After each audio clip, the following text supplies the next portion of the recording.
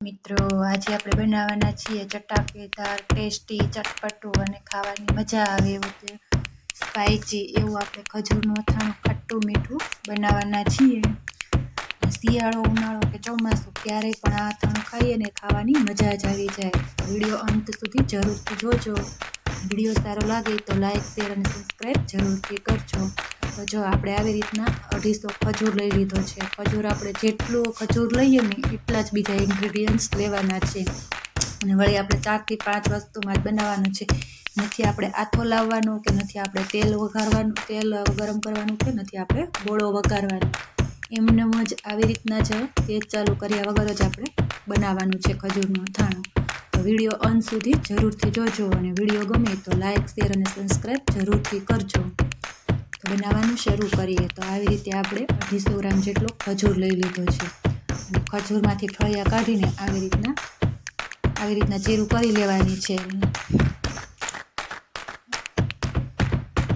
અને જેટલો જ ખજૂર હોય ને એટલી જ સામે આપણે સાકર લેવાની છે. હા મિત્રો, આપણે સાકર લેવાની છે, ખાંડ નથી લેવાની. જો તમને ખાંડ ગમે તો ખાંડ લેવાની, નહીં તો બને ત્યાં સુધી સાકરમાં જ બનાવવાનું. એટલે આપણને જ્યારે ખાઈએ ને ત્યારે નડતો જ નથી. પછી આવી રીતના આપણે લીંબુનો રસ કાઢી લીધો છે. લીંબુ પણ આપણે 250 ગ્રામ જેટલા જ લીધા છે અને તેનો રસ કાઢી લીધો છે. આવી રીતના એક ગરણો રાખીને આપણે તેને ગાળી લઈશું. આ ત્રણેય વસ્તુને આપણે 250 ગ્રામ જેટલી લીધી છે. જેટલો ખજૂર લીધો હોય એટલી સાકર લેવાની અને એટલો જ લીંબુ લેવાનું. અને જો તમારે લીંબુ નાખવાના હોય, આથેલા લીંબુ નાખવા હોય તેવું કરીને તો પણ નાખી શકાય છે. એનો ટેસ્ટ પણ એકદમ સરસ આવે છે અને ખાવાની મજા આવે છે. પછી આવી રીતના આપણે એચકેનો મસાલો લઈ લીધો છે, જે અથાણા સંભાર આવે છે ને તે. અને આ અથાણા સંભાર આપણે જ્યારે ખજૂરના અથાણામાં નાખીએ છીએ ને ત્યારે ખાવાની એટલી મજા આવે છે અને એટલો સરસ એનો ટેસ્ટ આવે છે કે તમે એકવાર બનાવીને ખાશો ને તો તમે વારંવાર બનાવીને ખાશો. અને બાળકો તો આંગળા ચાટીને ખાશે. અને એકવાર તમે એને બનાવીને ખવડાવશો ને તો તમારી પાસે એ વારંવાર બનાવરાવીને માગશે. એટલું સરસ આ અથાણું બને છે અને ખાવાની મજા આવે છે. આ બધી જ વસ્તુ હવે આપણે એમાં બોળો પણ નાખી દીધો છે. હવે આ બધી જ વસ્તુ આપણે તેમાં એકદમ મિક્સ કરી લેવાની છે. અને જો તમારે સાકર થોડીક અધકચરી ખાંડીને નાખવી હોય, મેં તો ખાણીમાં ખાંડીને અધકચરી જ ખાંડેલી છે, એકદમ પાવડર નથી કરેલો. જો તમારે તરત જ ખાવું હોય તો તમારે તેનો પાવડર કરી નાખવાનો, એટલે તેનો રસ્તો એકદમ સરસ બની જશે. અને મારે તો એકદમ તાજું બોળા સાથે ગળે એટલે ખાવાની મજા આવે. એટલે મારે 1 થી 2 દિવસ સુધી એમનો જ રહેવા દઈશ અને વચ્ચે ક્યારેક ચલાવતા રહેવાનું. એટલે આપણી સાકર પણ ગળે અને આપણો બોળો પણ એકદમ ગળતો જાય અને આપણો ખજૂર પણ એકદમ ગળતો જાય. એટલે ત્રણેય વસ્તુ એકસાથે ગળી જાય અને આપણો સાકર જેમ ગળશે તેમ આપણા ખજૂરમાં રસો થતો જશે. તો જો છે ને બધું જ એકદમ મિક્સ કરી લીધું છે. હવે એને 1 થી 2 દિવસ આપણે તેને રહેવા દઈશું અને વચ્ચે ચલાવીશું. અને હા મિત્રો, આજનો સુવિચાર એ છે કે આપણે જેવું કરીએ તેવું ભરીએ. એનો અર્થ શું થાય તે અમને કોમેન્ટમાં જરૂરથી જણાવજો. વિડીયો સારો લાગે તો લાઈક શેર અને સબસ્ક્રાઈબ જરૂરથી કરજો. જો 2 દિવસ થઈ ગયા છે અને આપણો ખજૂરના અથાણામાં રસો પણ થઈ ગયો છે, જો સાકરનો. અને આપણો મસાલો પણ એકદમ સરસ, અથાણા સાંભાર એકદમ સરસ મિક્સ પણ થઈ ગયો છે. આપણું બધું જ અથાણામાં એકદમ સરસ મિક્સ થઈ ગયું છે. જો છે ને, અને આપણે જે ખજૂરની જે ચીર હતી તે પણ એકદમ સરસ એવી ને એવી છે. જો તમે પોચો ખજૂર લેશો ને તો બધું એકદમ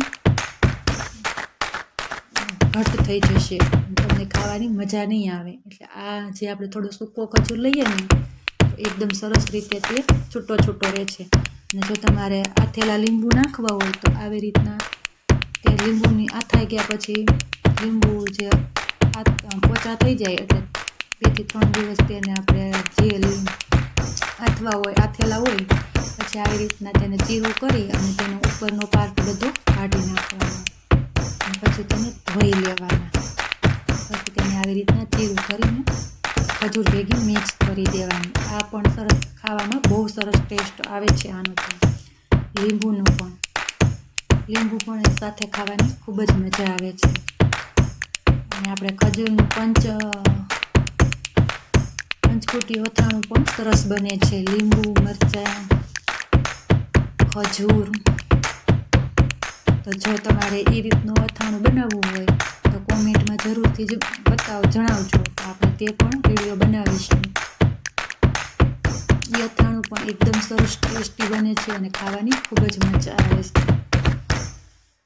છે ને. જો પછી તમારી પાસે આપણું અથાણું બની જાય, આપણા અથાણામાં એકદમ બધું મિક્સ થઈ જાય અને રસો થઈ જાય એટલે આવી રીતના આપણે એક કાચની બોટલ લઈ અને એરટાઈટ જેવા બોટલ હોય એટલે કે ઢાંકણું એકદમ ફિટ થઈ જતું હોય એવી બોટલ કાચની લઈ લેવાની. અને પ્લાસ્ટિકની હોય તો પ્લાસ્ટિકની પણ ચાલે. તેમાં આવી રીતના એકદમ ભરી દેવાનું. તો છે ને જો જોતાં જ ખાવાનું મન થાય એવું ટેસ્ટી, સ્પાઇસી, ખાટું મીઠું ટેસ્ટી. શિયાળો, ઉનાળો કે ચોમાસું ક્યારેય પણ ખાઈએ ને તો પણ આપણને શરદી કે કોઈ પણ થતું નથી. હેલ્થ માટે પણ ખૂબ જ ફાયદાકારક એવું આપણું ખજૂર લીંબુનું અથાણું બનીને તૈયાર છે. એક અમારી રેસીપી ગમી હોય, આ અમારો વિડીયો તમને ગમ્યો હોય તો લાઈક, શેર અને સબસ્ક્રાઈબ જરૂરથી કરજો. કોમેન્ટમાં જરૂરથી જણાવજો કે તમને આ અમારું ખજૂરનું કેવું લાગ્યું.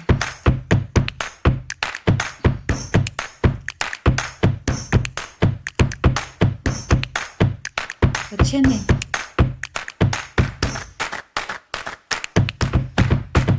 ક્યારેય પણ ન નડે તેવું આપણું એકદમ સરળ, સાદી અને સરળ રીતે આપણું અથાણું જો જોતાં જ મોંમાં પાણી આવી જાય અને ખાવાનું મન થઈ જાય એટલું ટેસ્ટી